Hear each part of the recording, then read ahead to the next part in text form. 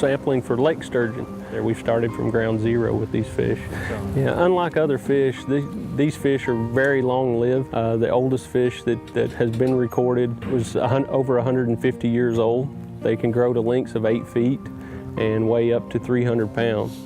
Most of our stocking occurs on the Tennessee River above Fort Loudon Reservoir, and then we also stock some fish over here into the Cumberland system, and those are stocked in Old Hickory and Cordell Hull reservoirs. And then naturally these fish move down through the systems. We found fish in the Tennessee River as far down as Gunnersville Reservoir. They're a little different than some of the sport fish that we traditionally sample for. And our traditional methods, gill nets and electrofishing and trap nets just seem, they don't work as well. They're more of a solitary fish. They're usually in the deeper water. They come up onto the flats and feed, mostly active at night. So they're gathering up in these deep holes. So they concentrate and they're feeding at the same time. So it makes it a little easier for us to catch them, but still in a reservoir, there's a lot of places for them to be, and there's not a whole lot of fish out there. These are trot lines just like our sport fish anglers can utilize and our commercial fishermen can utilize to capture fish here in the state of Tennessee. Our trot lines usually consist of a main line. We usually use 50 hooks. We standardize our lines with 50 hooks. The line itself is around 400 feet long, and we set from the navigational markers usually 10 to 12 feet out into the channel, and we can drop them as deep as 50, 60 feet, and we've caught sturgeon in 50, 60 feet of water. This year so far we're up a few fish, still not catching huge numbers of fish, but each fish lets us know a little more about how the population's doing. Yeah, this could be one of our largest sport fish. There's sturgeon fisheries out in Washington and Oregon for the white sturgeon, where they catch 10 and 12 feet long sturgeon, and they're allowed to catch one a year. We would love to restore this fish to the sport fish level here in Tennessee. This is just one way we collect data on sturgeon. We've had a very active angler catch reporting system.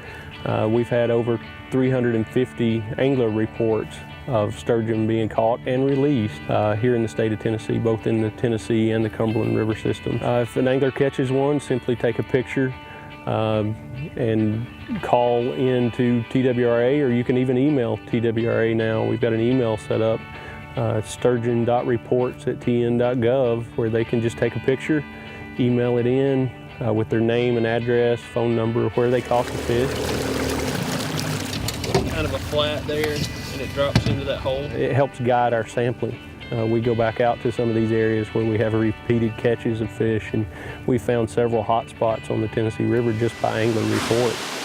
These fish have been part of a stocking program where we stock them at 8 inches long, and we have these fish marked in several different ways. We remove some scutes. That's the bony plates on the side of the fish. We remove those before we stock them, so we have a pattern, and we move down the right or left side of the fish. We'll alternate those, and it indicates the year that those fish are stocked. Most of the fish we're catching out here is anywhere from 18 to 54 inches long, and that just indicates that these fish are growing. They're doing very well in this river system. If we catch a fish out here today, we'll put a pit tag in that fish. It's the same tag that they put in dogs and cats for people to identify their pets. And then that will tell us, that gives that fish an individual number. If we recapture that fish in a couple of years, we'll know how much that fish has grown, where that fish has moved to from the previous capture, if it stayed in the same area. So we gain a lot of information on each and every fish that we catch out here. This fish it kind of looks like a dinosaur.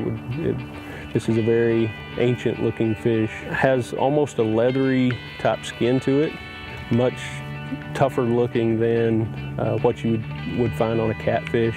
And then they have bony plates that go down the side and down the back of the fish that serve as protection.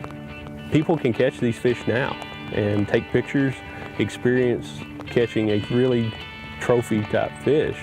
and all they have to do is release it, and they'll have that picture, and then if they report it to TWRA, we'll issue them a certificate that says that they've caught and released a lake sturgeon in the state of Tennessee, and they would be right there with the 350 anglers that have done this out of the thousands of anglers that we have in the state of Tennessee. So it's still a very unique experience and something to really value as a trophy.